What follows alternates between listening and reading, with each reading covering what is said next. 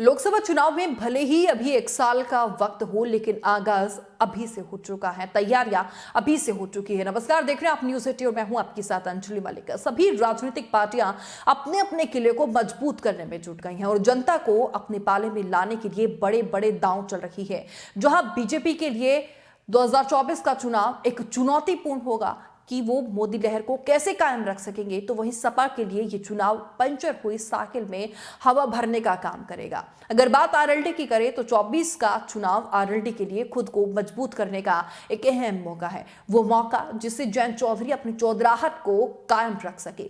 वैसे तो बागपत आरएलडी का गढ़ कहा जाता है, लेकिन जिस तरीके से जयंत चौधरी को मुजफ्फरनगर पे किसानों का साथ मिला है, उससे अब ये बात सामने आ रही है कि मुजफ्फरनगर ही अब रालोद का गढ़ हो गया है, क्योंकि जयंत चौधरी की यहां वो हवा चली है जिसकी उम्मीद भी शायद ना तो रालोद को थी और ना ही भाजपा को। चाहे वो विधानसभा चुनाव हो, जहां बुढ़ाना, मीरापुर और पुरकाजी सीट पर हैंडपंप चला था, और इसके बाद सबसे बड़ा उदाहरण अगर बात कर ली जाए तो उपचुनाव में खतौली की शानदार जीत, जो बीजेपी के लिए किसी झटके से कम नहीं थी। लेकिन सफर यही खत्म नहीं होता, क्योंकि ये तो बस एक महज शुरुआत है। अभी तो 24 का चुनाव बाकी है, अभी तो सबसे बड़ा इम्तिहान बाकी है।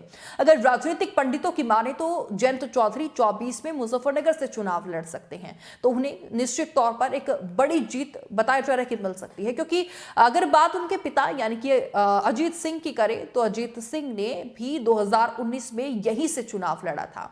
हालांकि उन्हें संजीव बालियान ने करारी शिकस्त दी थी और अजीत सिंह को हार का सामना संजीव बालियान के सामने करना पड़ा था।